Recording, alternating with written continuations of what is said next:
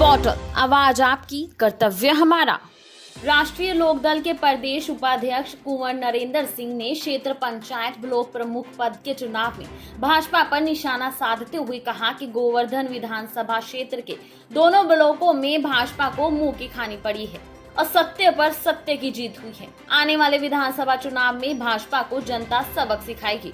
शनिवार को गोवर्धन में क्षेत्र पंचायत चुनाव के परिणाम घोषित होने पर कुंवर नरेंद्र सिंह ने प्रेस वार्ता बुलाई। पत्रकारों से वार्ता करते हुए निर्दलीय चुनाव जीते विपिन सिंह की जीत को भाजपा के अहंकार पर सत्य का प्रहार बताया। नरेंद्र सिंह ने कहा कि लोकतंत्र में महिलाओं के वस्त्रों का चीरहरण हो रहा हो, ऐसे में निष्पक्ष चुनाव की कल्पना करना भी पाप है। फिर भी गोवर्धन ब्लॉक व बथुरा ब्लॉक की जनता ने भाजपा को सत्य का आईना दिखा दिया। जिला अध्यक्ष बाबूलाल चौधरी ने कहा कि भाजपा ने प्रशासनिक मशीनरी का दुरुपयोग किया, लेकिन सच्चाई के सामने भाजपा की प्रशासनिक मशीनरी कोई प्रभाव नहीं छोड़ सकी। भाजपा ने क्षेत्र पंचायत चुनाव में मुंह की खाई है। इस मौके पर चौधरी गोविंद सिंह, सुरेश भगत जी, राजेंद्र सिकरवार, मनोज ढाका विहारी ठाकुर आदि रहे। समझता हूँ हमारे उम्मीदवार विपिन के पक्ष में कम से कम 62 वोट पड़े थे, जैसे कि सूचनाएं आ रही है। और अंदर क्या खिचड़ी पक रही है वो तो मैं नहीं कह सकता। अगर निष्पक्ष चुनाव हुआ अब इसमें भी इन्होंने कहीं हेर फेर कर दी, गिनती में कहीं अंगूठा लगा दिया कि कहीं कोई निरस्त कर दिया पर्चा है, कोई वोटर का कोई मतदान का पत्र जो निरस्त कर दिया किसी आधार बना के, कहीं ये प्रकार। ये तो बीजेपी को जिताना चाहते हैं। इनको आदमी से कोई मतलब नहीं है। इनको तो ये है कि हमारी नौकरियां बची रहे। अधिकारी बताइए उनके एजेंट बन के काम कर रहे हैं। डीएमएसपी इतनी गर्मामयी पत्ती मैं तो बचपन से देख रहा हूँ साहब, माता पिता के रूप में देखा जाता था जिले का डीएमएसपी, लेकिन आज ये एजेंट बन के काम कर रहे हैं। लोगों को डंडे मार रहे हैं, धमका रहे हैं, डरा रहे हैं। एक अब मैं नाम नहीं लूँगा, एक जिला पंचायत सदस्य को तो बुला के एक एसएसपी ने डांट दिया कि तुझे जेल तो नहीं जाना है, चुपचाप जाके वहाँ वोट दिया। जिसने पैसे दूसरे पक्ष से ले लिए थे उसे डरा धमका के वो उसे वापस कर आया और वोट दिया है। तो ये एक गिरता हुआ स्तर है समाज का की जो रचना है, ये विडम्बना है, ये बहुत दुर्भाग्यपूर्ण है। और अब तो तैयारी 2022 की है, हम सब लोग उसी में लगेंगे और जनता का दिल जीतने का काम करेंगे और अपनी योजनाएं अपनी। अब देखिए 7 महीने से किसान हुआ पड़ा हुआ है बॉर्डरों पे, 8वां महीना चल रहा है।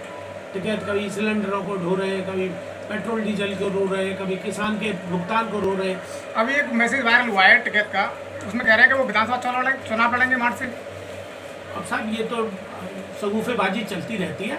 हमारी सूचना में तो मैं समझता हूँ ऐसा कोई लड़ने की संभावना उनकी यहाँ से है नहीं। उन्हीं के व्हाट्सएप से जो मैसेज वायरल हुआ है ग्रुपों पर चल ही रहा है। ना, मैं समझता हूँ वो राजनीति में नहीं आएंगे, लेकिन हाँ राजनीतिक दलों का समर्थन करेंगे वो जो भी भारतीय जनता पार्टी के खिलाफ है। अब देखिए कलकत्ता तक गए वो, उत्तर प्रदेश, वो तो 2024 तक की लड़ाई बैठे और लड़ेंगे भी हो तो 2024 का चुनाव लड़ेंगे। यूपी के लिए थोड़ी, यूपी में तो और है, हमारे जैन जी हैं, अखिलेश जी हैं, अपना दल का एक वो जो अनुप्रिया की माँ वाला दल है वो है, और जो छोटे छोटे दल हैं, राजा भैया भी शायद इधर ही आ जाएं, और छोटे जो भी दल है प्रांतीय दल, वो सब मिलके लड़ेंगे और इनको शिकस्त देंगे। और मैं तो कहता हूँ बहन जी को भी सद्बुद्धि दे भगवान, डरे नहीं वो।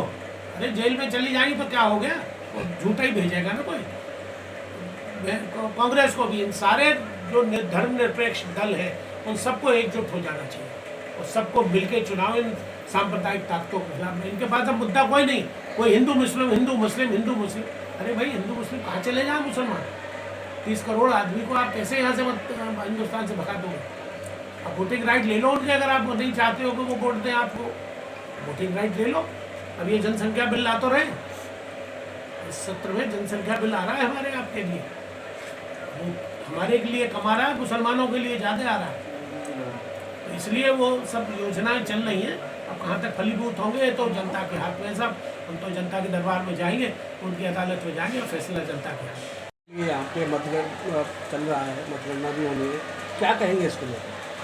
देखिए कहने को कुछ बचा नहीं है। लोकतंत्र का पहली सिद्धि होती है पंचायतों के चुनाव, प्रधानी से लेके बीटीसी से लेके एलएमसी से लेके और ब्लॉक प्रमुख और जिला पंचायत प्रमुख। लेकिन मैं भी लगभग 30-32 वर्ष हो गए राजनीति में आए। मैं स्वयं ब्लॉक प्रमुख रहा हूँ। सन 82 में मैं प्रमुख बन गया था। तो हमने तब से ये देखा है, लेकिन इसका गिरता हुआ स्तर जो पहली बार इसमें दिखा है वो कभी नहीं दिखाई पड़ा। जैसा कि गुंडागिरी देखी जा रही है, महिलाओं के सरेआम कपड़े, गुंडागिरी, बलात्कार की नौबत आगे को रह गई, महिला के चीरहरण हो रहा है, उसके वस्त्र खींचे जा रहे हैं, अपहरण किए जा रहे और हैं। पुलिस खड़ी मुख्य दर्शक बनी देख रही है। इससे ज़्यादा दुर्भाग्यपूर्ण, शर्मनाक, चाहे ये बेटी बचाओ बेटी पढ़ाओ की बात करें, महिला सुरक्षा की बात करें, जितनी भी ये बातें करते हैं ये निर्मूल है, इसका कोई आधार नहीं है।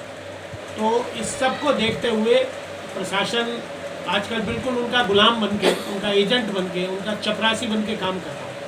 तो आज के समय में निष्पक्ष चुनाव की हम तो कल्पना कर नहीं सकते। बहुत सी जगह वो ज़बरदस्ती पर्चे, बुलंदशहर में एक महिला को, उम्मीदवार को ही घर से उठा के ले गए, उसकी पत्नी को, वो बेचारा वोटों को रखवाली कर रहा था, उसकी पत्नी को ही अगवा करके ले गए। तो ये नंगा नाच है कि नहीं?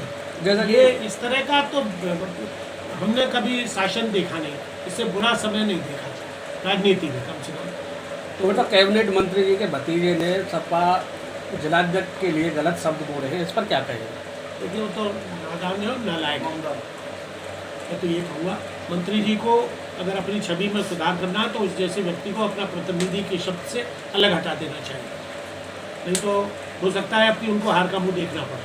मैं तो बहुत स्पष्ट कह रहा हूँ, उनसे व्यक्तिगत रूप से भी कहूँगा, मैं आपके सामने चैनल में तो कह ही रहा हूँ, उनसे भी कहूँगा, क्योंकि जिस तरह के भद्दे शब्द दुनिया गाली देती है, लेकिन सार्वजनिक रूप से एक मीडिया के सामने, इलेक्ट्रॉनिक मीडिया के सामने गंदे शब्दों का, अश्लील शब्दों का प्रयोग कर रहे हो, तो ये तो गर्मा को भी तार तार कर रहा है, और मैं समझता हूँ मंत्री जी की गर्मा को तार तार कर रहा है, उनकी इज्जत को भी बदनाम कर रहा है। जैसा कि बीजेपी के आजकल सरकारी गुंडागिरी करा रही है, आगामी बीजेपी को आप कहाँ देख रहे हैं इस स्थिति में? नहीं, इस सब का परिणाम उन्हें 2022 में भुगतना पड़ेगा, 100% भुगतना पड़ेगा।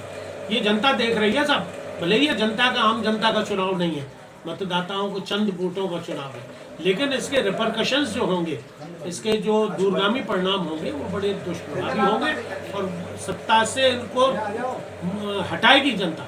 आज गोल ब्लॉक में मतदान चल रहा है खेत पंचायत का जी, आप कितनी वोटों से जीत रहे हैं? देखिए हमारा अनुमान तो लगभग जैसे यहाँ 80 मुख्य पद के लिए मतदान हो रहा है, क्या कहेंगे इसमें?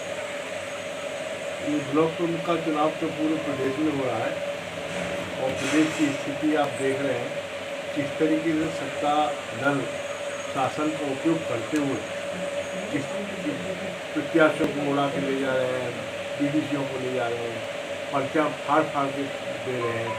इस तरीके से मतलब लोकतंत्र का गला घोटने की कोशिश सत्ता दल ने प्रशासन के द्वारा की। और जैसा कि कुमार साहब ने बताया था, बहुत सी महिलाओं का चीरहरण भी किया गया। आपने देखा होगा कुरुक्षेत्र में जब वो द्रौपदी का चीरहरण हुआ था तो कौरवों का नाश होने की स्थिति हो गई, और वो उनकी स्थिति आ गई है। तो बीजेपी का सत्यानाश 2022 में निश्चित है। मान के चले यहाँ पे आज और वोटिंग ये एक सेमीफाइनल है, 2022 का सेमीफाइनल है, और सेमीफाइनल में जिस तरीके से जो मैसेज दे रही है सत्ता दल, और वो जन जन से, भावनाओं से, किसानों से, गरीबों को सबको पता लग रहा है कि किस तरीके से क्या क्या कार्य हो रहे हैं, और इसका परिणाम निश्चित रूप में 2022 में पब्लिक इनको देख। आज आपके प्रत्याशी पे एक आरोप लगा था 2 दिन पहले, जो सदस्यों का अपहरण कर लिया गया है, क्या सच्चाई है इसमें? कौन सा? 2 दिन पहले भाजपा वालों ने आरोप लगाया था। गोवर्धन थाने पे भी घेराव हुआ था इस मुद्दे को लेकर, और उन पे ये आरोप लगाया था कि मैं स्वयं में आया था उसके लिए, निराकरण के लिए। उनके परिवार वालों से 2-2 लाइन लिखवा लिया था कि हमारे उसको बीडीसी को अपहरण कर लिया गया। फिर मैं स्वयं आके उनके एसओ साहब से कहा, उनसे वीडियो कॉल कराई थी उनसे बीडीसी से कि भाई हमारा कोई अपहरण नहीं हुआ, हम मर्जी से आए, और कोई हमारे साथ में किसी प्रकार की कोई ऐसी वारदात नहीं हुई। तो ये सब बिल्कुल प्रोपेगेंडा करते हैं। ये तो इन्होंने अभी एक और प्रकरण शुरू किया था कि अधिकार पत्र लेने की उसमें थी फिराक में, कि कुछ अनपढ़, कुछ कम दिखाई देने वाले, कुछ अपाहिज, इस तरीके के उनको एक अधिकार पत्र दे देते हैं कि भाई मैं वोट नहीं डाल सकता, मेरी जगह ये डाल दें। तो इनकी सदन था, लेकिन वो कानूनी पर अड़चन आने की वजह से उसमें कामयाब नहीं हो पाया। क्या मान के चले आप आज यहाँ पे वोटिंग हो रही, कितने मतों से आप यहाँ पे गए हो रहे हैं? आज हम अच्छे मतों से 18 से 20 मत से हम आज विजयी हो रहे हैं और ये सपा के प्रत्याशी हैं। हमने नॉमिनेशन वाले दिन आके भी इनका नॉमिनेशन कराया था और उसी दिन हमने खुल के राष्ट्रीय लोकदल ने इनका समर्थन कर दिया था कि राष्ट्रीय लोकदल इनके साथ है और हर तरीके से साथ है। और वोटिंग में से लेके कल भी मैं आया था और परसों भी आया था। उस दिन एसओ साहब के सामने भी ये प्रकरण आप चर्चा कर रहे थे, उसको भी निवारण करने के लिए आया था। आज निश्चित तौर पर हमारी विजयी है, इसमें कोई शक और संदेह नहीं। दी बॉटल के लिए गोवर्धन से रवि वर्मा की रिपोर्ट।